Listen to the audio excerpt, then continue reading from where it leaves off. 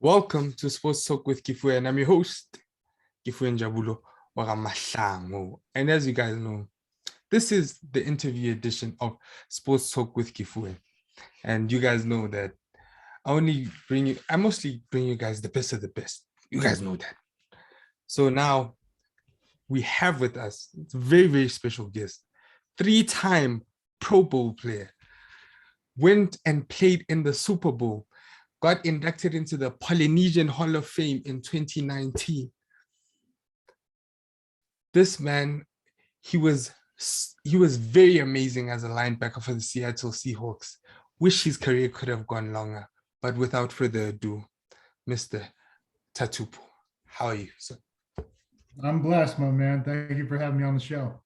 Thank you very much. Also, how do you start playing football? What interests you into playing football? Yeah, so when my dad, who was my hero, he played in the NFL for 14 years, mostly Tatupu. So I'm second generation NFL footballer, and ever since I knew what a football was, I was drawn to it, man. I knew that this was going to be my career in life. I was going to pursue this dream until I was told I could no longer play, which I did, man. And so since I was 7 years old, that's when I started playing football, Pop Warner. So how is Pop Warner? So how is it like playing in Pop Warner? Because a lot of kids usually people that go into the NFL, usually you guys started out in Pop Warner. So how's the competition like at that point in time? Yeah, I mean, I feel like competition, you'll adjust to it no matter, what it is. But there were certain restrictions that, we dealt with back then. Now, if you're 10 years old, you're playing another 10-year-old. It doesn't matter the size difference. Back then, if you're 10 years old and you're as big as the 14-year-olds, you had to play up 2 or 3 levels, to your weight limit. So I was one of the bigger kids. I was heavy, and I didn't play with anybody my age until high school. So it was a challenge, man. I was the same size as the kids, but I was 3 or 4 years younger. And so from a maturity standpoint, from a muscle definition, reaction speed, they had 4 years of being on this earth more than I did. And so there were some things to overcome, man. But I guess, if you're going to make it, you're going to make it. And so you're going to have to go through some tough times regardless. Yes, but don't you think that that's what also made you great and made you so hungry? Don't you think that because you played up a level, it's like what Shannon Sharp always says, like, because the reason why he was better than most people his age is because he always played with his big brother. And so when he was playing with them, he was almost at that level. When he was playing with people his age, like, I'm better than you guys. It is. It's because you're gonna, just like Shannon, he rose to the level of his competition. And if you love something, you spend a lot of time and you take the time to perfect your craft. And so, I learned how people moved. I studied what they did. If they had if they were strong, if they were fast, if they were just quick, I knew what their best weapon was, and it forced me to get better. Otherwise, I was going to get left behind. And so the game really slowed down when I got to high school and I started playing against kids my own age. And I kept growing. I kept getting bigger, which, had to be kind of scarier for some of them. Like that.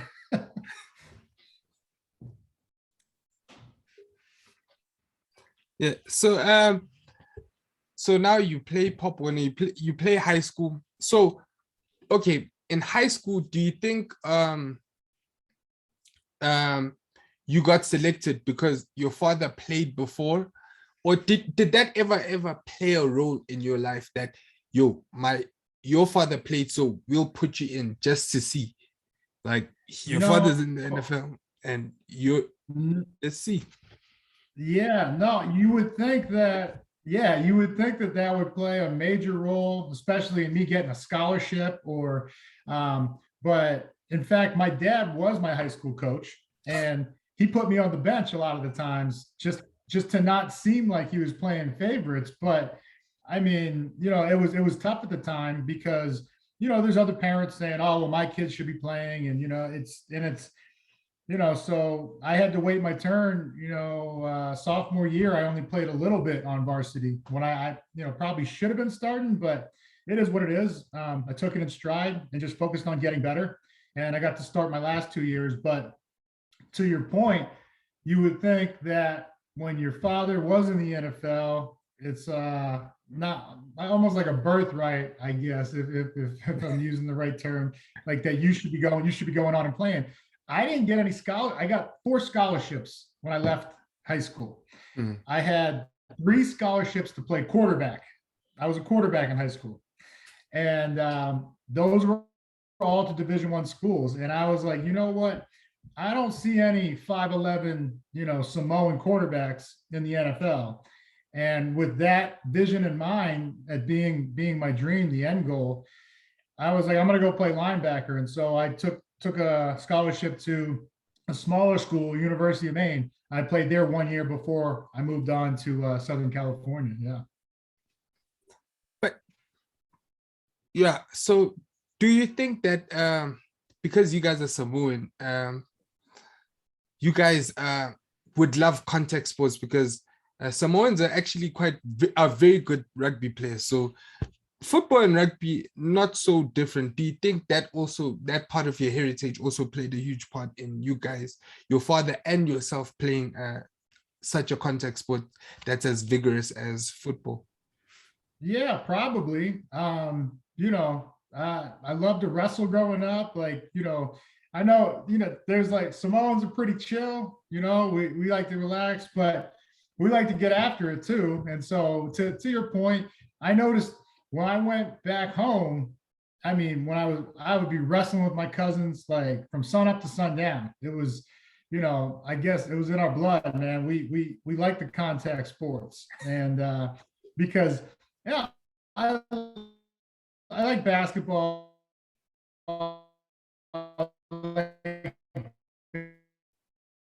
Baseball, but something about it, and I believe it was the aggressive nature of going to.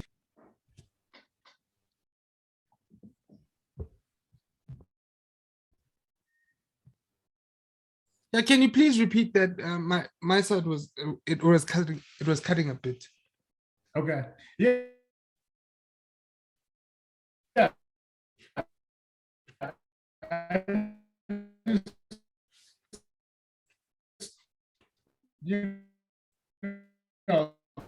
The aggressive nature of the game, the test of power, strength, and determination, that test of your will.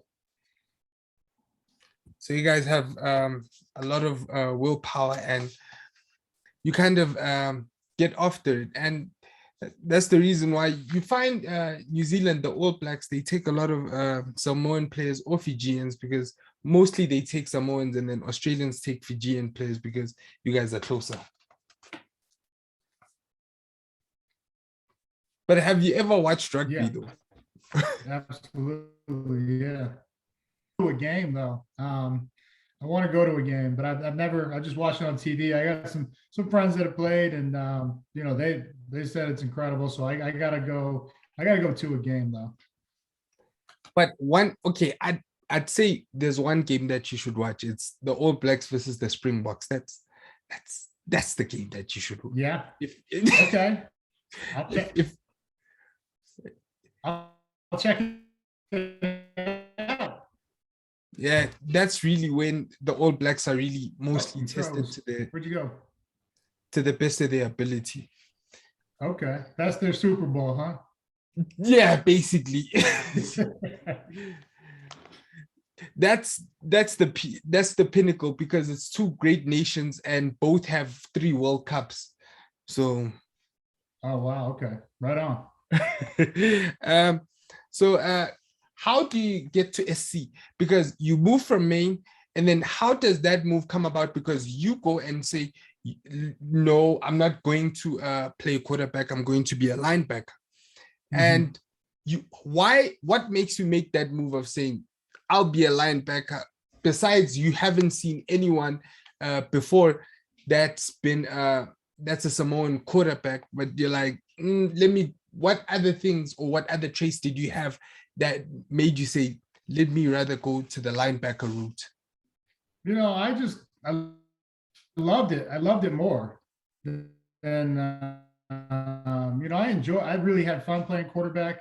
But I knew if I was to make it to the NFL, that linebacker was going to be the position, because it just felt natural to me.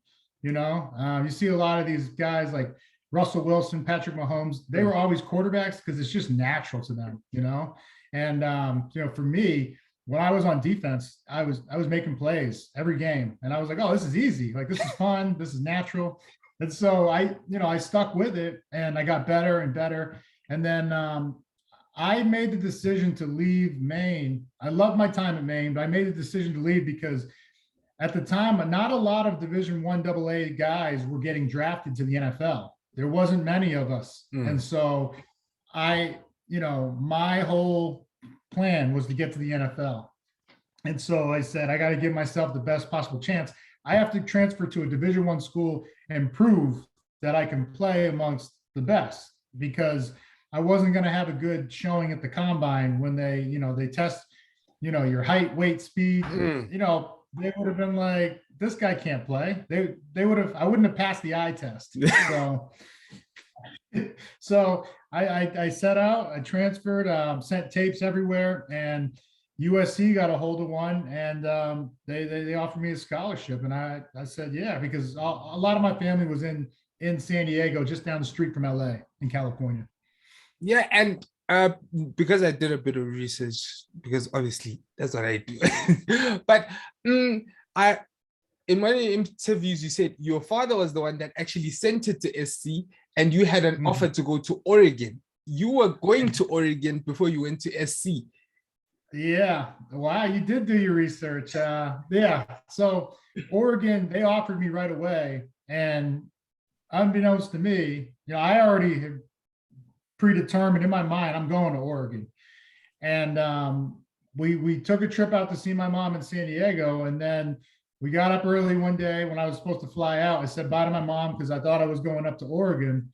And we flew out. We took a drive up to LA. My dad said he wanted to see a friend and might as well visit the campus.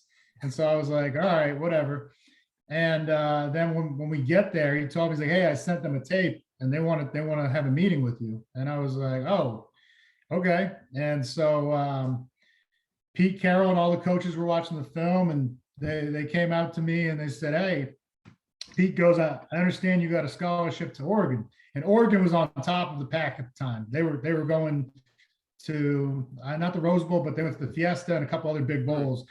And so, when Pete said, I understand you got a scholarship, if I give you a scholarship here, will you come here instead? And, I'm talking like within like 5 seconds, the answer was absolutely, I'll be here. I'll come here, because, all my family was down in San Diego. And so, he said, congratulations, you're a Trojan. And that was one of the greatest days of my life. And I got on the phone right after, and I called my mom and said, hey, Mom, I'm staying in California. And like, she couldn't believe it. It was awesome. She got to see all my home games. So it was, that's life though, right? You never know. And it's crazy how things work out. And it's crazy that your father sent you to his alma mater. Yeah. Well, see, when I came out of high school, he sent the tape to them out of high school. But I mean, I didn't look that big. I was making plays all over the field.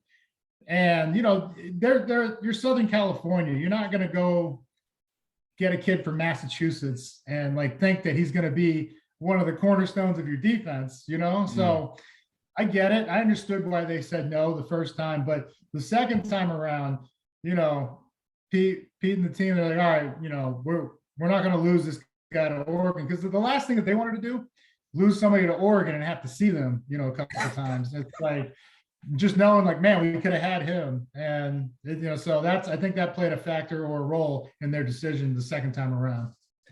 And how did you guys? You guys were amazing. You guys went on and dominated because you guys had Reggie. That was the time when Reggie had come in. Yeah, you were playing with Reggie Bush, but how was it playing with Reggie Bush, especially because he went on, he was literally one of the greatest college football players ever, and then he lost his Heisman because of that entire scandal. Yeah, no, Reggie, one of the best athletes I've ever seen. Just so fast, smooth, just can make you look bad in open field, real bad. And he did, he made me look bad in practice a lot, but that also got me better for when I got to the NFL and I had to cover everybody. I was like, okay, I got this. So I appreciate Reggie getting my confidence up by all those beating me in practice all those times. That's what they say, iron sharpens iron. Reggie was really incredible.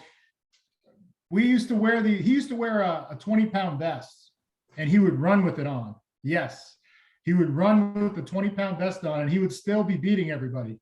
Because Reggie was probably 205, 210, but with the vest on, he was about 230.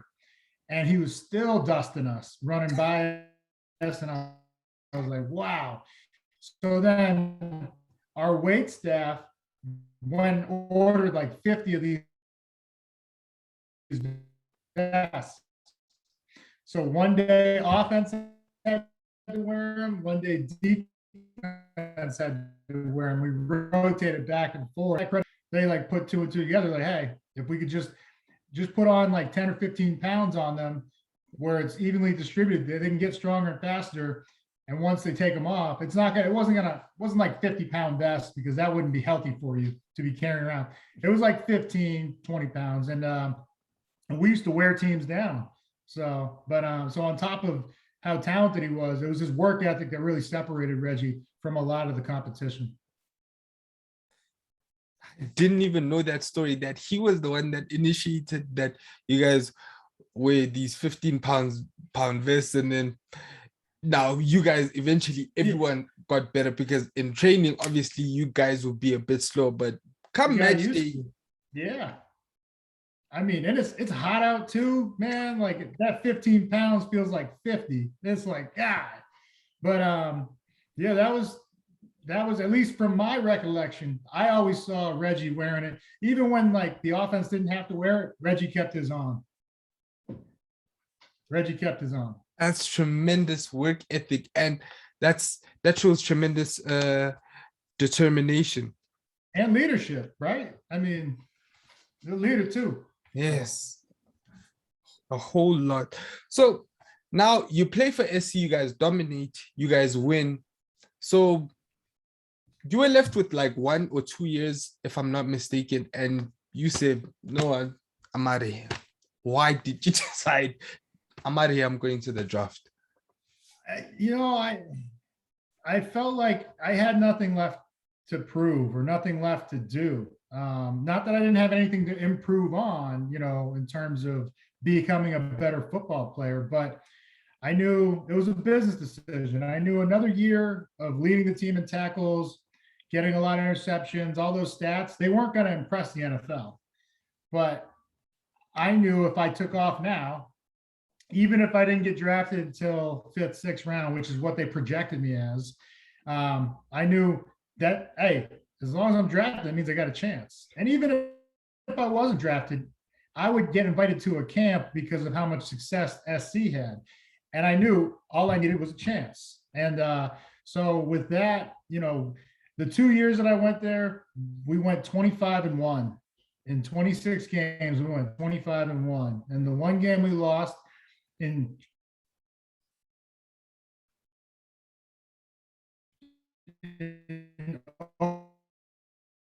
overtime to a guy by the name of but so with that in mind, I declared early for the draft, and I ended up getting drafted in the 2nd round, 3 rounds before what they all slotted me as, or where they said I was going to go. That's amazing. And to only lose to Aaron Rodgers in overtime. Over. Oh yeah, I remember that one. He's arguably also one of the greatest quarterbacks in NFL history. Even now, he's still doing it at an exceptionally high level. I mean, he was the MVP last year. Yeah. Sure was. So now you move on, you start playing. And how does it happen that in your first year, you go to the Pro Bowl? Your first year. That only happens when you have a great team around you.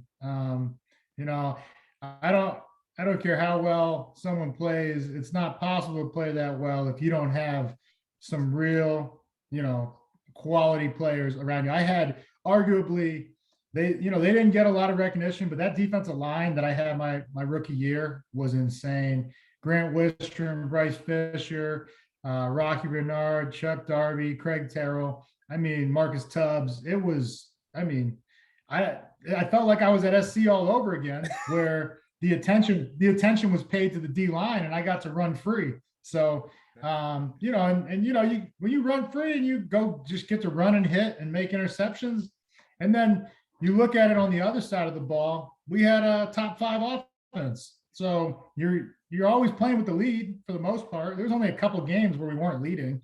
So there was a lot of help there that people didn't see, or doesn't get mentioned. And so it was an incredible team, and it was so incredible. That's, how we made our trip to the Super Bowl. We reeled off 11 straight wins or something like that. It was incredible. Yes, we'll get to that. But I heard, okay, you said in one of the interviews that you came in and you kind of changed the culture that was already there. You were checking everyone out because Pete Carroll had instilled that into you back at SC, that you had to study plays. Even when he was coming around and bouncing a basketball, you were focused and you were dedicated to studying your opponents and the defense. I mean the offense. And then you go into Seattle. You still keep the same work ethic. You and the coaches, you start dialing in, and then now everyone starts asking you, what do you see? I think, Mike, I credit Pete and the coaches. Rocky Seto was my position coach. Nick Holt was my position coach, and Ken Norton Jr. was my position coach. And all of them taught me different things. Nick Holt taught me really how to see the game and how to figure out what, the offense is trying to get accomplished with every, every formation, every tendency. And then Rocky, he broke it down to a numbers game. And, he really said, like, look, this is mathematical. Like 80% of the time, they're going to run this formation 90% of the time, where the plays faster. And then figures I've ever seen in terms of speaking, and even he lived the dream. He won 3 Super Bowls, went to 5 Pro Bowls, so he been there. And so he really led the way in how to be a leader, and that's why he put out all those great guys: Clay Matthews, Brian Cushing, Kaluka Maava, Ray Malaluga. It was Keith Rivers. The list goes on, man. And so those were instilled by all those coaches, those values. And I didn't really change the culture here. I know that's gotten said, but they were winning. They were knocking on the door, right? They were knocking on the door of the championship game. They were going to the playoffs, just couldn't get past the first or second round. And, when I got here, I was like, hey, that's going to lead for us to, like Russ says, the separations and the preparation. How hard you work determines your success on that any given Sunday. And so it was fun. You know, we went out. We was one of the tightest teams. It felt like I was still with like my college team. That's how close. You know, we're all brothers, and you know, when your team's focused on winning, you know, two things: when focused on the goal of winning a championship, and then you know they love playing for each other. You know, they care. It's easy to put together, you know, winning streaks and you know dominate the way we did in college, and then the way we did here in Seattle for the first several years. And then obviously you get your first Pro Bowl in your rookie year. How did that make your entire family feel? Because it took your father, I don't know what, 6-7 years to actually get a Pro Bowl selection, and you got it in your first year. Yeah. You know, you know, my dad, I think he was a first team alternate for like 4 years, like his second, third, fourth, finally got it in his sixth year because, you know, there's competition all over the place. And, so you know, I never really held that as bragging rights with him, but, it was, you know, I think it caught a lot of people off guard. I don't, you know, and it was funny when, you know, people were saying, they're like, wow, I can't believe you made the Pro Bowl, you know, and I'm like, you can't, like, I expected to do this. Like, and like that, you know, there's a fine line between confidence and arrogance, but when it comes to football, I am one of the most confident people you will ever meet. And I have to be, because I'm not the biggest, I'm not the strongest, I'm not the fastest, but I studied my ass off. And, you know, that just gave me a chance on Sundays. And, but it was, I'll tell you how much I believed. I made them put a Pro Bowl clause into my rookie contract. And they said, we don't do that for second rounders. And I go, well, you're going to do that for this second rounder. And, you know, so that's when you want to talk about confidence, that's how confident I was in my ability to get the job done. So you got the bonus. Yes. So were they surprised because, like, oh, you're a second rounder, and you guys and the Seahawks obviously got a lot of backlash because they even traded up for you? There was a lot of people who said it was a terrible pick. I believe the front office, they knew what they had, and that's why they wanted to sign me to a 5-year deal instead of 4. Most second rounders were getting 3-4-year deals, and they're like, you're going to sign a 5. And I go, all right, well then you're going to put in a Pro Bowl clause. And so we agreed. Yeah, we agreed on both fronts, and I knew what they were doing, but I was just, all right, well, I'm gonna work my way out of this contract early by outplaying it. And so that's what happened. And but yeah, I would say a lot of people were very surprised at what happened. You know, I don't want to say what I did. What we did collectively as a team allowed me to be seen or awarded individually, which I always, yeah, it's making a Pro Bowl is great, but the Super Bowl is the only bowl I wanted. So how did it feel to actually prove your doubters wrong? People that said, like, you, this decision was wrong to even take this person so high up, and now you're in a Pro Bowl, and now everyone's lifted egg on their faces.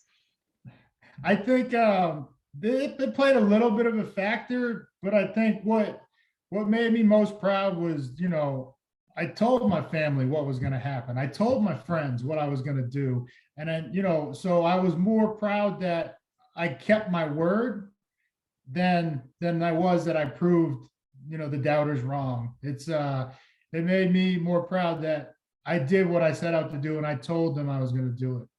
And you know, I'll always remember that.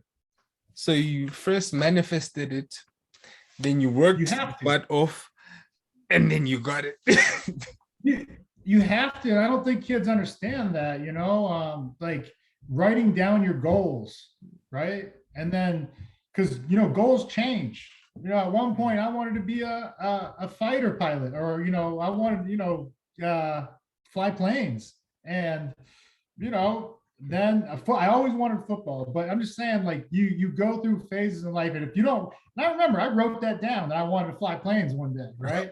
And but football was always at the top of the list, and so, but as things go, things change, and I noticed flying planes kind of kept coming down on the list. It kept other things became more important, right?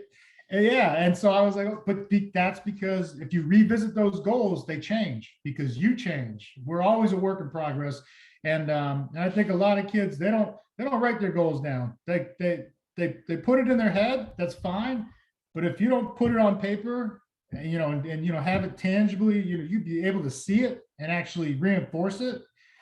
It'll fall by the wayside. It really will. And so for me, I had at one point, and we'll get to it probably, the injuries, but I had Hall of Fame.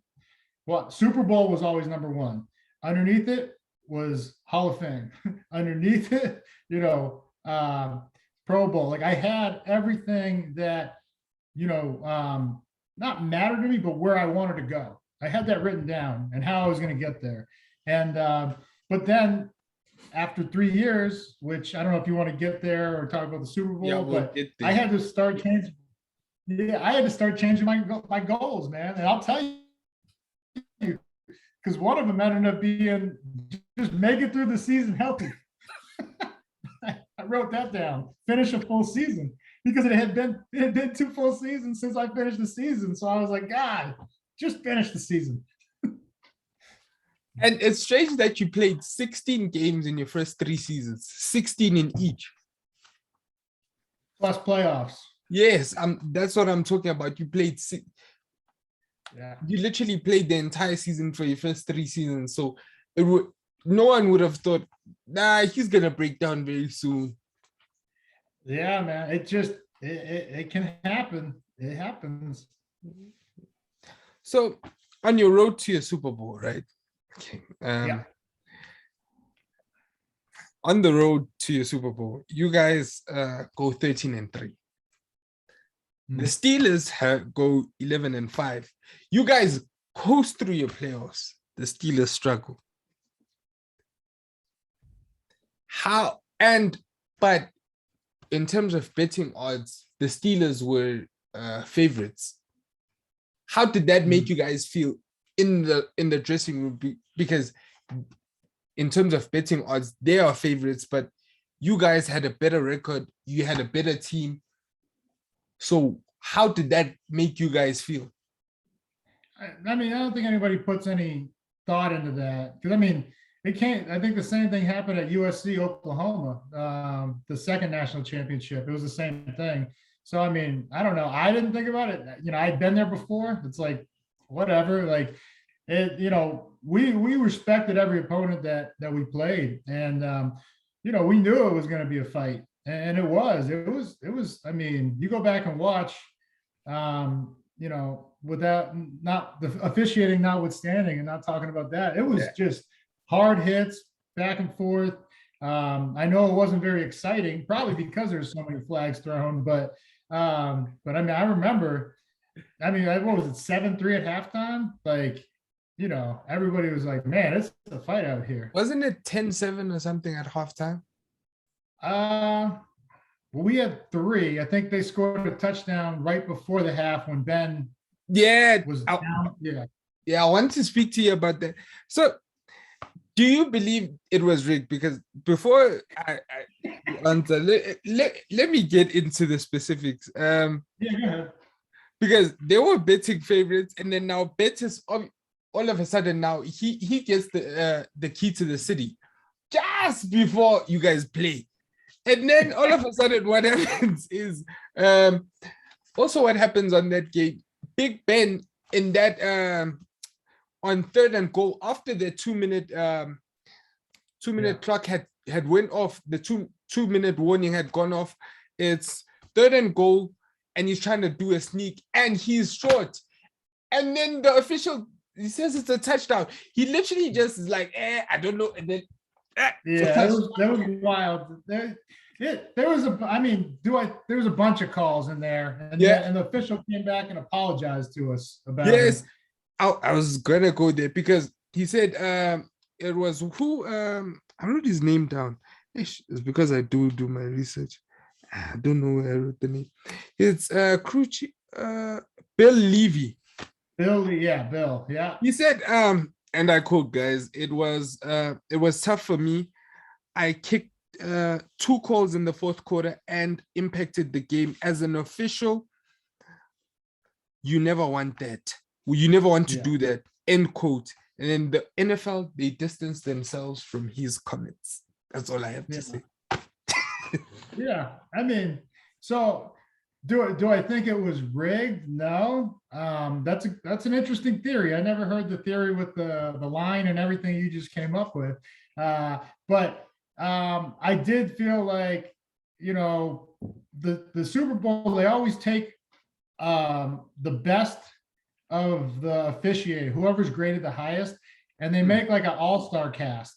And it makes no sense to me because these guys aren't used to working together. They don't know each other's blind spots or how they work with their other crew. And so it just makes for a real interesting, you know, debate whenever things go wrong in the Super Bowl. It's like, yo, well, these guys aren't used to working together. Like we're just gonna put them together for the biggest game. So you know, I think it was just some bad calls that even Bill said he wished he had back.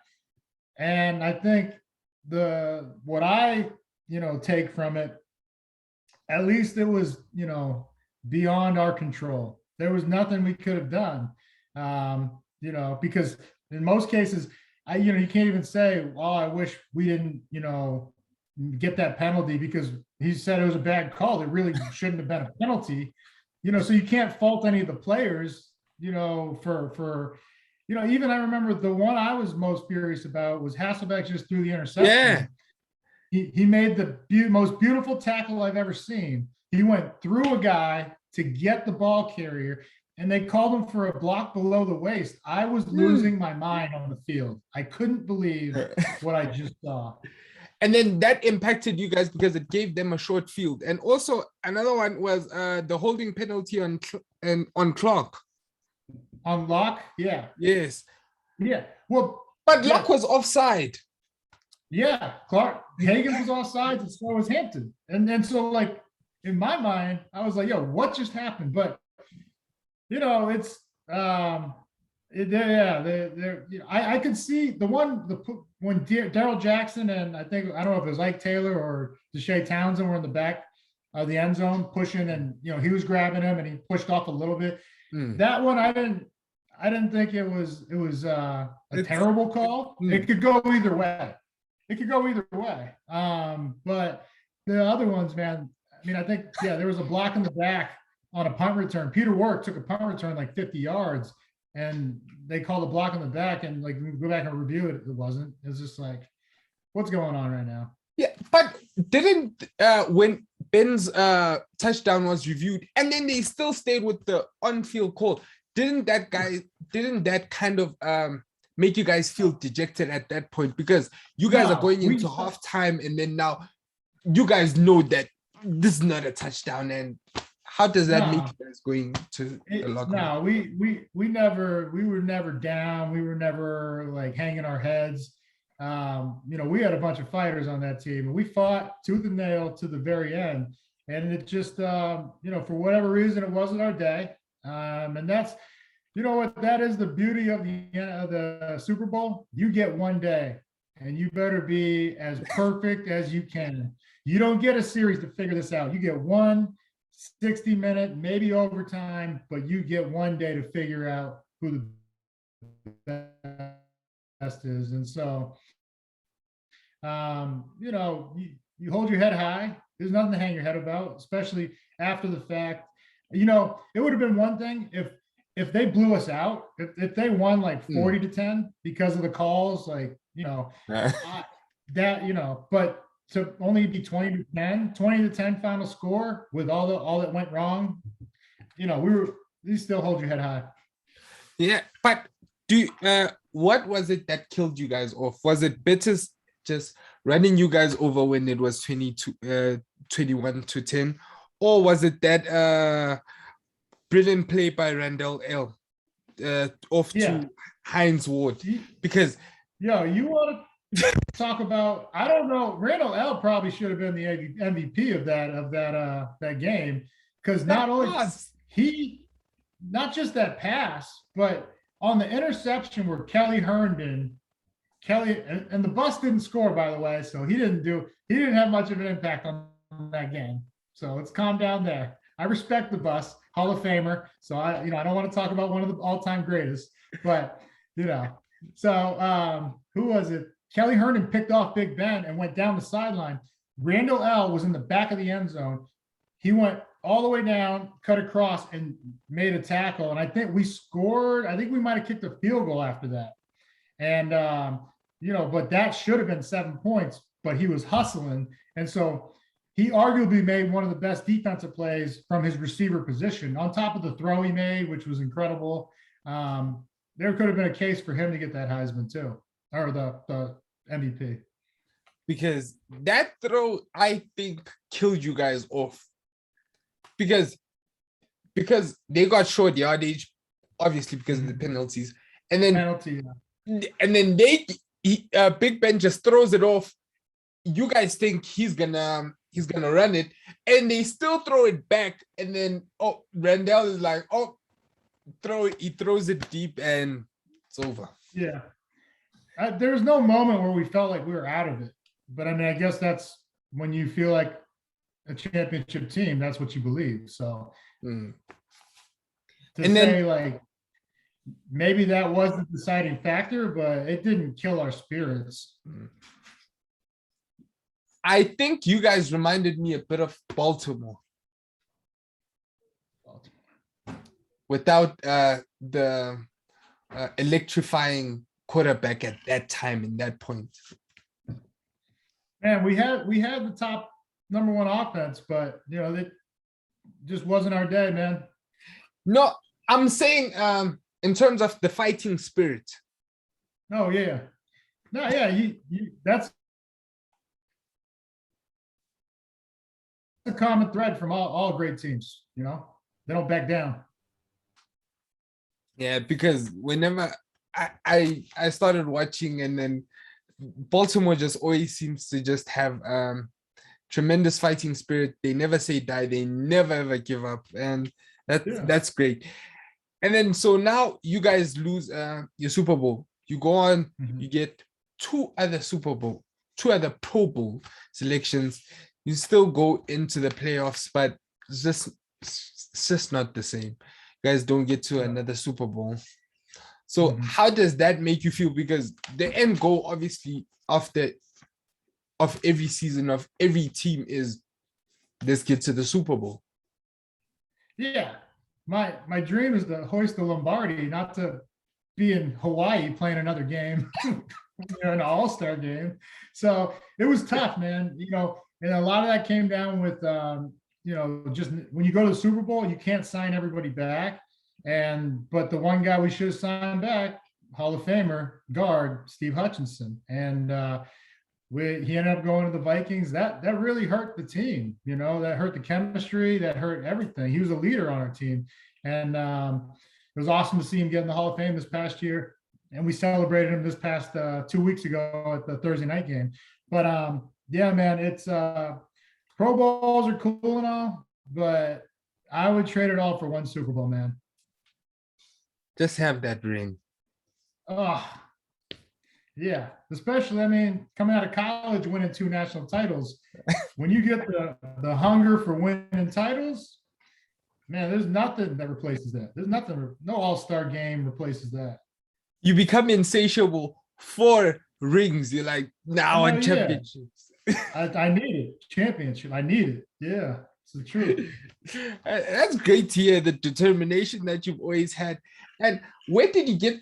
For me, you always seem like a person that's always been self-aware. Because when I look at your interviews, or when I read up about you, you always seem like a person that knows themselves. You know your abilities. You know what you're good at. You know what you're not good at. What made you so self-aware? Because I think for me, that's the difference between most people that do make it, that become good players, and most people that never make it, is because those that are good are self-aware that I need to work harder on this and this, because I was speaking to a boxer, Hickey Butler. I don't know if you know him. He had a ring title, right?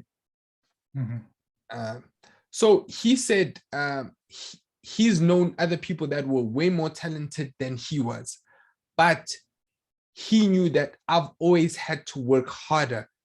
So if I was to make it, I needed to cut back on going out and all of that and work harder so that I can beat everyone else. And that's how he made it. Yeah. I mean, that's the exact same thing. You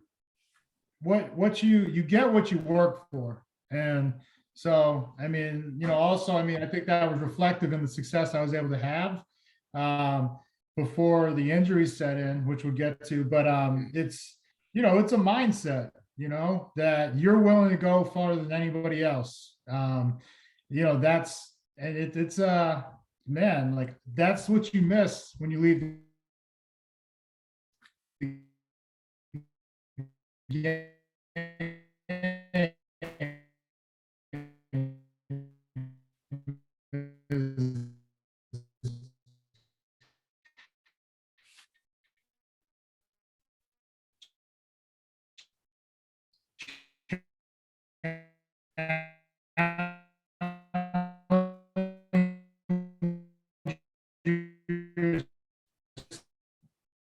So,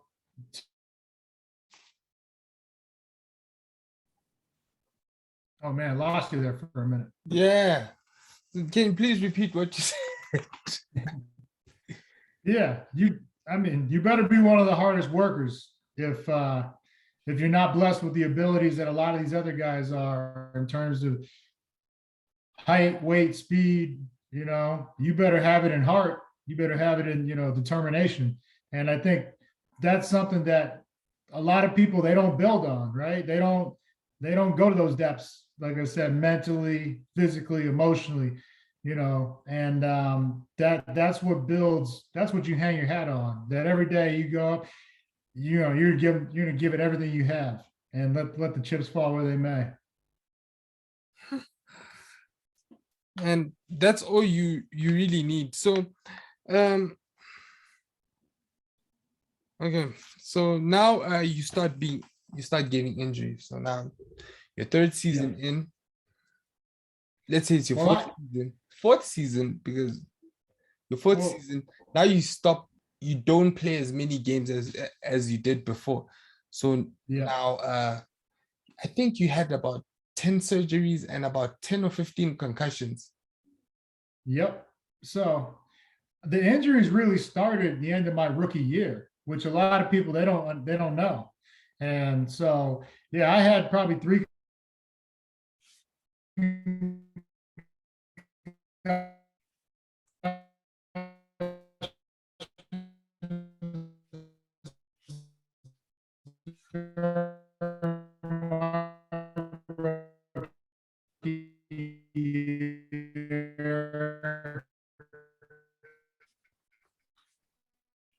another 3 in the second year. None of that was as bad as any of the concussions, though, because with each concussion, it felt like the mind-body connection that the athlete knows was disintegrating. It was being lost. And you get to a point where, like, even just the play is going left. I'd be telling everybody, hey, toss left, toss, and then I can't get to a certain spot. That's where it really gets scary, is that you're moving in slow motion from the mind to the body. Like I can still run fast, but I can't on a natural given, just like flow, just go with it.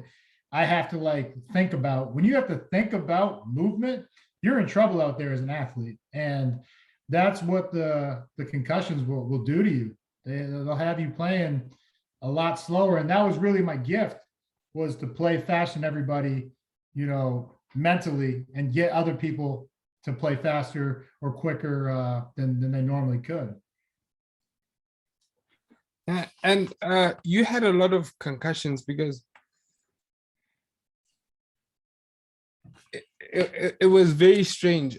You actually had a lot of concussions. You once said he actually went out and vomited. And there's a story that I read. It says your father won, I think, his first game with the Patriots, and then your grandparents came through, and then they were going to celebrate with him, and then he all of a sudden disappears, and he's in the parking lot and he vomits. And then your grandfather, who was a professional boxer, if I'm not mistaken, he said to your mother that she should check him out because he was concussed. Yeah, I see. I don't even. You have been studying. I don't even know that story, but yeah, man. They're nothing to play with, man. And the data and the science is coming out how brutal they really are. And but I know that because you wanted to talk about it, that he was diagnosed with CTE after he died, and early onset of Parkinson's. And so that's at only 54, that's tough news to hear. And I mean, I felt like I was going through some of the cognitive deficits or disabilities at 31, 32. And I would say probably lucky that my career did end in 2012 in fear of doing further damage. Because what it says here, because I did my research. This whole let's first start. Let me just explain to certain people what CTE is. Based on some neurological sciences, it's an abnormal buildup of a protein called tau in a pattern not found in any other brain disease except CTE. The buildup prevents the brain's nerve cells from making normal connections with each other, eventually killing them. So basically, that's what CTE is, and it affects people's cognitive functions and all of that. So when I was doing my research, they say your father already had started showing signs of CTE whilst he was still playing. While he was playing? Yes, that's what they said, according to, I think, when they were interviewing your family members, they said that's when he started showing, but later on, towards the end of his career.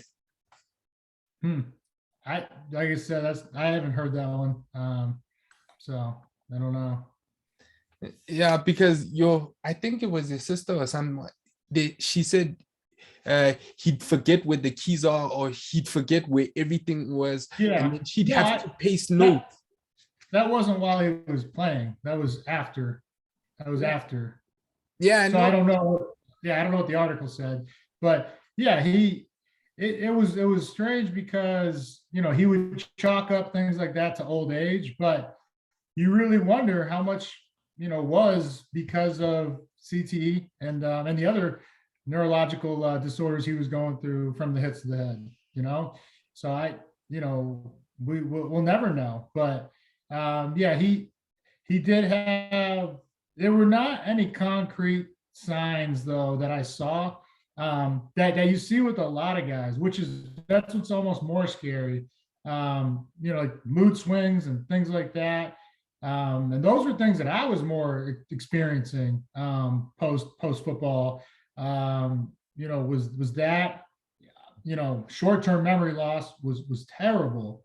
And a couple other things that I remember one hit put fluid in my eye. That's how powerful the blast was, that when I hit the back of my head and I got up, I thought I just had dots, seeing stars, right?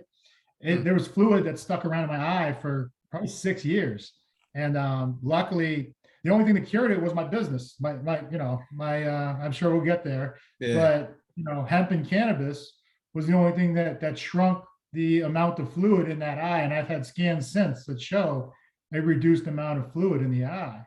And so I'm grateful that I'm at least I got more of that vision back.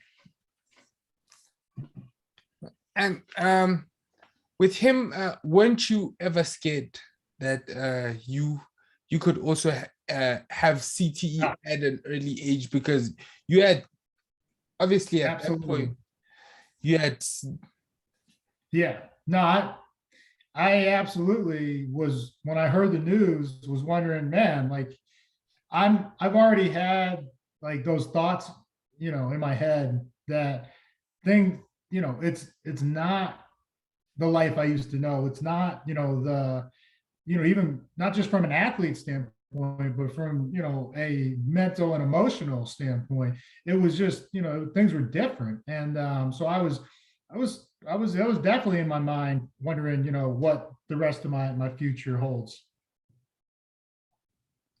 that's scary. That's Oh because yeah.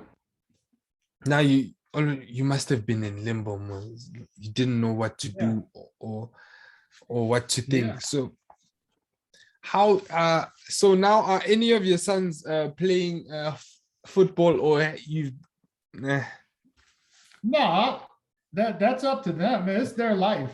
And so, I mean, I'll let them play if they have the passion to play, but football is not a game you just do for fun. Like, I mean, as crazy as that sounds now, it's a dangerous sport. It's not a contact sport, it's a collision sport. Hockey is a collision sport. Basketball, that's a contact sport. You're going to get hit, but you're not going to suffer, a ton of concussions. Yeah, I'll let them play if they want to play. but do you think that American football is made a bit more dangerous than rugby because of all the padding that they have? Yeah, because at some point, and I think such is life, the tools that were given to us to be safety mechanisms, shoulder pad, helmet, those started becoming weapons, not safety devices. So people were starting to take the helmet and ram it into, but back in the day, they didn't have face masks. They had shoulder pads to protect their shoulders, but they didn't wear face masks. So they were tackling with their shoulders. And I guarantee you they had less cases of CTE? concussions. Yeah, concussions and everything. So that's really what happened to the game, and that's why the NFL is trying to slowly take it back to shoulder tackling, rugby style tackling. Because in my opinion, that's really where football comes from rugby because you have certain Yeah, because you have certain positions that are in rugby as well. Because your wide receiver is basically your winger, and then you have your fullback, which is an actual fullback in rugby. Your quarterback will be your fly half. yeah, yeah. It's There's just definitely similarities. Yeah, it's just that there are certain few things that are different, but I enjoy both. I can watch both. Once Lamar started lighting up the oh NFL, yeah, I had to watch. Box office. So yeah, that was a whole so in closing, do you think that okay, albeit that the rules were different, do you think that the NFL had known at that point or what it was doing to you guys, all this contact, or they also knew after almost as you yeah. guys started knowing and then Well, that's yeah. I think I think there's evidence that they knew or whatever. But football, everybody's like wondering about the future of the game. Football is never going to die when you continually, pay the money that they're paying. Someone's always going to be willing to play football, and because they want, it's either the money, the fame, for whatever reason, or they fall in love with the sport the way I did. You're not going to convince kids, and in some ways, it's probably getting easier to make it these days because less kids are going out. So your chances of making it are going up, So I don't think the game's going anywhere. Do I think they know? I think there was evidence saying they did know. But it's at the end of the day, you got to remember it's a business. And unfortunately, it is what it is. But it's a business. And that's pretty much where I'll leave it. And at the end of the day, I think we as people forget that although that humans are involved, it's a business. I'd have to kind of agree with you because it's a business. Business at the end of the day, they kind of look at the bottom line and they're like, cost, reward. It's a business at the end of the day. So that's just what they that's just what they do. So sometimes I kind of forget. Okay. So how did it feel? So how this is the last question about your father. So how did your father feel whenever you'd go against the Patriots, because he had been there for so long and you guys also lived in Massachusetts? Most likely you grew up Patriots fan. Yeah, I hope he rooted for me, but I wouldn't be surprised if he rooted for the Patriots.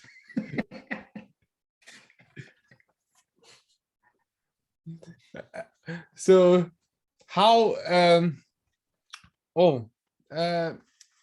just to tell the people that one story about your father, you said he'd always take you to help people that are disabled, and then one day it was on the first charity event he ever took me to was the Special Olympics. And so I've always had, a very special place in my heart for the Special Olympics, and I still work with them, the organization, to this day. We raised some money for the Special Olympics Washington just last year in their community challenge. And, so yeah, charity work has always been, and helping others has always been big because of my mom and my dad, and the way they were taught, to live, and their upbringing. So, that's something I really want to pass on to my kids as they get older. So you're in sports and you're in the NFL, not for long.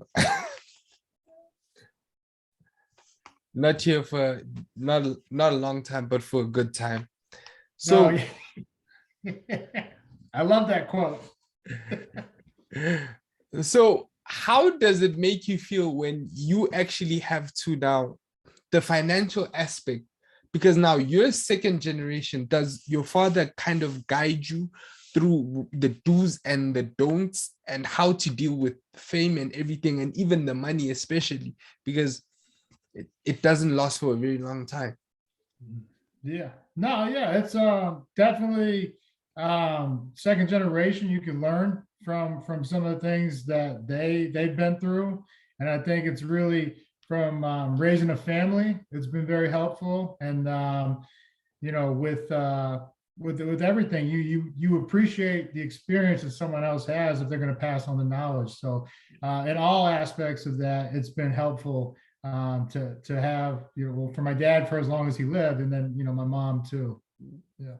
What was one thing that they told you and you did it, let's say financially, that really, really helped you? Let's say how to do your budget or how to even handle certain things. I mean, what?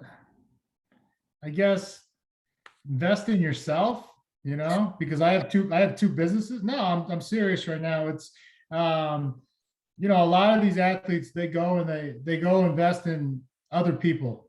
They go invest in, because at the end of the day, it's all I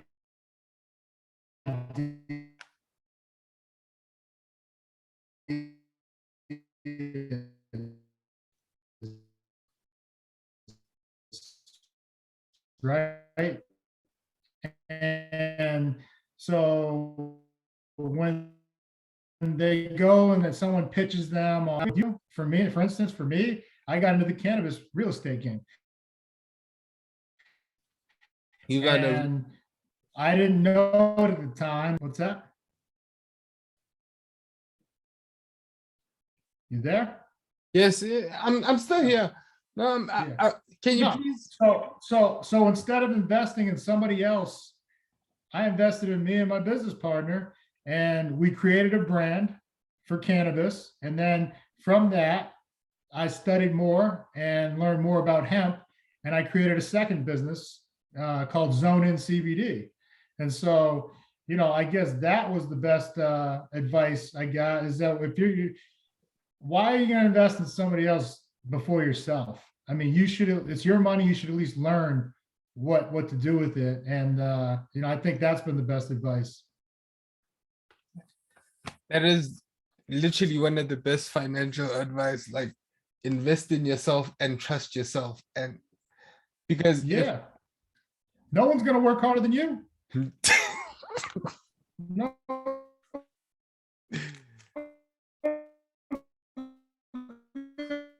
Work harder than you because it's yours.